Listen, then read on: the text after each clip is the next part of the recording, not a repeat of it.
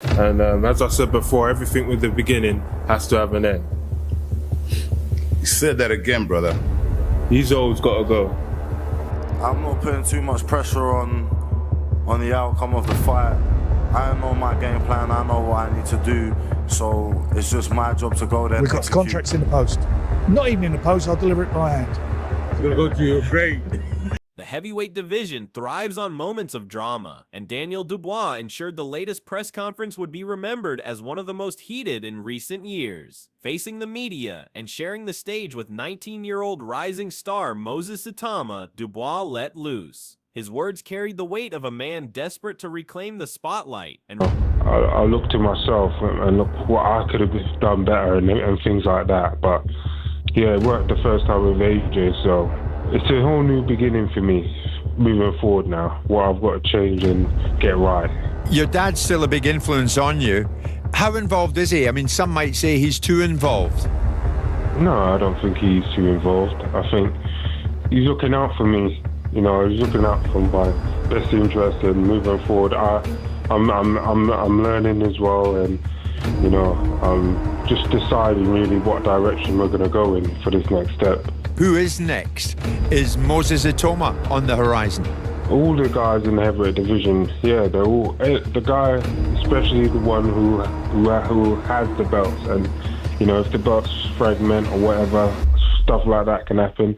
Whatever way I can become two-time heavyweight champion, that's where I'm going. Reassert his place among boxing's elite. From the start, Dubois' tone made it clear this was about more than hype. It was about respect, redemption, and pride. But when he invoked Moses' name directly, the room shifted. Fans, analysts, and even fellow fighters couldn't quite decide. Was Dubois openly... Yeah, we're just looking at fights to kind of get me into that later round, because I feel like with Usyk, I feel like I've got a better skill set than him, but I feel like towards the later rounds, he'll just outdo me, because I've never... challenging the young sensation, or simply stirring up tension to shift headlines back in his favor. Moses Itauma, calm but calculated, didn't take the bait easily. Instead, he admitted something rare, his lack of late-round experience. The confession, delivered with striking honesty, sent shockwaves through the press. I heard a lot of people saying that after the Parker thing, that I'm ducking people, but right now I just want to deck someone.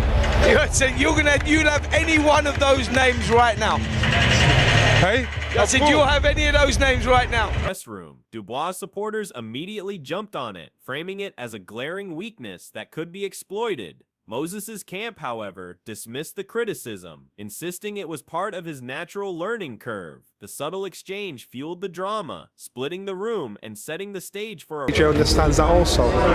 There's talk of that fight happening now this year, and again it's talk. You've got two fighters that don't need to fight, two fighters that really believe they were the best fighters in the world, that have to come to terms with it mentally. Two fighters that you know, we probably want the fight more than they do. So with these two fighters, it's a rivalry that feels both inevitable and deeply personal. The tension only grew as Dubois addressed the criticism that has dogged him since his defeat to Joseph Parker. Accusations of ducking opponents clearly stung, and Dubois snapped back with raw frustration. This isn't about running from anyone, he declared, his voice cutting through the chatter. It's about fighting anyone, anytime.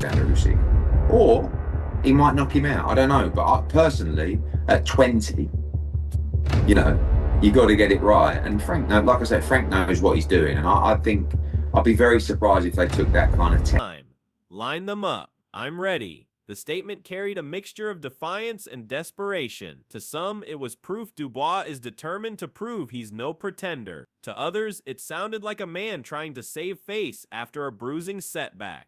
Regardless, the press conference now had a central theme. Dubois versus Moses wasn't just talk, it was becoming a direct challenge. As emotions simmered, Johnny Nelson stepped in with a reminder that heavyweight boxing is as much about psychology as it is about physicality. What we're watching, Nelson explained, isn't just two fighters arguing over belts. This is about pride, reputation, and the mental edge. He highlighted how both men, though at different stages of their careers, believe they are destined to lead the heavyweight division. For Dubois, it's about redemption. For Moses, it's about proving youth and skill can eclipse experience. But the only thing that I worry about with Moses is the size. But ultimately, as we've seen now, size becomes irrelevant because look what Alexander Usyk's done. This guy's gone out and beaten everyone, including me. He's exceptional. So I don't think Moses is going to be as technically as good as Alexander Usyk, but he's the next in line. I think he's the future of the heavyweight division. I think he's an outstanding talent. Nelson's words reframed the discussion, not as a sideshow, but as a psychological battle, where composure might prove as decisive as a knockout punch. Promoter Eddie Hearn added another twist, offering what seemed like cautious advice but landed as a subtle critique of Moses. He's special, no doubt, Hearn said. But is he ready for this level just yet? That's the question. The room erupted into debate. Supporters of Moses saw Hearn's words as doubt disguised as concern, a promoter's trick to pile pressure on the youngster. Dubois' camp, meanwhile, seized on the comments as validation, proof that even the most influential voices in boxing believed experience still holds the upper hand. If Hearn stirred the pot, Tony Bellew poured gasoline on the fire. While praising Moses' extraordinary talent and calling him the future of the heavyweight division. The problem with Moses is that his feet and his distance and his range is so good and he's so quick that if you commit to the punches, you're going to get countered. And if you don't, you're going to get backed up and taken out. So it's a real puzzle. There's not many heavyweights that are southpaws. Obviously, Alexander Usyk is, but he's moved up into that.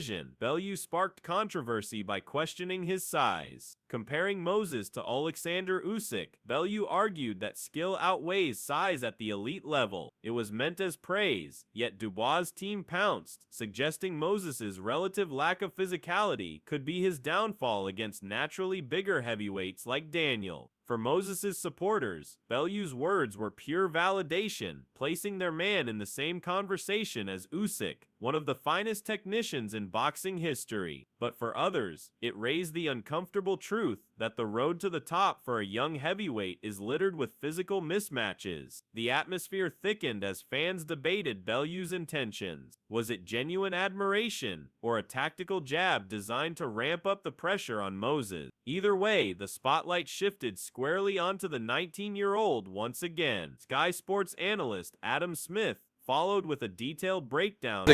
Dubois is certainly a much more dangerous fighter than he was, so he does have a chance to win the fight. But in saying that, I've backed against Usyk a couple of times, and specifically the few that electrified the press conference. Moses Itauma, Smith began, is a puzzle for anyone. His footwork, his control of distance, his counters, they're elite. His analysis painted Moses as a nightmare opponent for even seasoned heavyweights. Dubois sat silently as Smith spoke, but his tightened expression told its own story. While Moses' reputation grew with every word, Dubois' camp bristled. Supporters of Dubois reminded everyone that raw power and resilience can dismantle even the sharpest technician. Still, Adams' comments subtly shifted the narrative. Moses wasn't just a rising star, he was a tactical problem Dubois would have to solve. Just when momentum seemed to swing fully toward Moses, Carl Frampton stepped forward to back Dubois. Daniel's a much more dangerous fighter now. Frampton more experience on his side,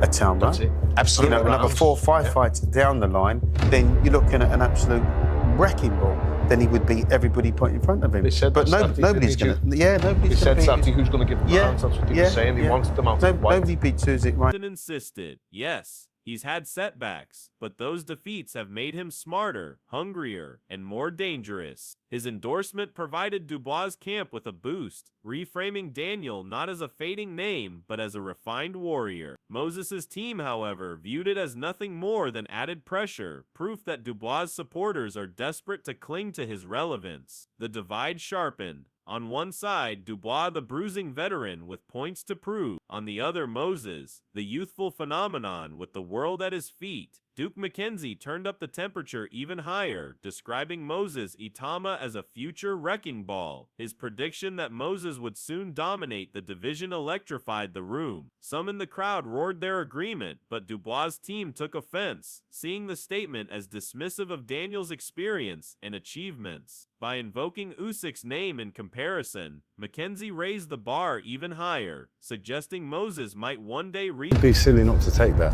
because I would end up in a better position taking that fight than if I didn't take that fight. If I win, I'm a world champion, I'll smash the records, I'm a millionaire, superstar, XYZ, yeah. And if I didn't take that fight, then I've still gone and tried in my reach that level of greatness. Suddenly, the rivalry wasn't just about the present, it was about the future of heavyweight boxing itself. Amid the swirl of opinions, Moses seized the moment with calm authority. "I'll fight anyone," he declared. "Dubois, Usyk, whoever. I'm ready." It wasn't bluster, it was ambition, pride, and confidence rolled into one. The press room reacted instantly. Fans gasped. Analysts whispered, could a 19-year-old genuinely shoulder such pressure? Dubois' camp exchanged uneasy glances, while Moses' supporters erupted in applause. The message was clear. Moses wasn't waiting his turn. He was coming for the throne now. Trainer Mark Tibbs jumped in to rally behind Dubois, emphasizing his transformation. "Daniel's a big natural heavyweight," Tibbs argued, "mentally stronger, physically ready, brimming with belief. That power can't be ignored." His words, I feel he knows and he's grown in confidence since that. I mean, he's in a great place, Dubois, and he can win that fight. He's a big natural heavyweight. Sparked immediate debate. Was Dubois truly reinvented or just repeating the same script? Supporters saw Tibbs' confidence as proof of growth. Skeptics believed Moses' speed and agility would expose Dubois' flaws once again. The divide in the room deepened. Adam Smith wasn't done. Returning to the microphone, he tempered the hype surrounding Moses. "Yes, he's extraordinary," Smith admitted, "but is he ready for Dubois or Usyk just yet? Maybe not." His balanced assessment created uproar. For Dubois' camp, it was vindication. For Moses' supporters, it was another example of underestimating a prodigy who thrives under pressure. The argument swirled. Was Moses already prepared for the sport's biggest names, or did he need more seasoning before taking the leap? By the time the press conference drew to a close, the air was thick with anticipation. What started as a routine media event had transformed into a generation. When is he ready? I think he could beat most heavyweights in the world, with the exception possibly of Usyk and maybe Dubois, possibly AJ. The top 3 or 4, he's not ready for them yet. Generational clash. On one side, Daniel Dubois, the battle-tested heavyweight, desperate to reclaim respect, to prove he's not yesterday's man. On the other, Moses Itauma, the 19-year-old phenomenon, carrying the weight of expectation and the belief that destiny belongs to him. Every statement, every reaction, every smirk and rebuttal had intensified the rivalry. The debate wasn't about belts anymore. It was about pride, reputations, and the future of heavyweight boxing. Dubois' supporters believe his size, strength, and experience will overwhelm Moses. Itauma's backers argue his speed, skill, and composure will render Dubois powerless. The stakes couldn't be higher. Careers, legacies, and the balance of power in the heavyweight division may hinge on this showdown. Now the question echoes beyond the press room. Are you backing the young sensation Moses Itauma, or will Daniel Dubois shock the world and reclaim his throne? Drop your predictions below.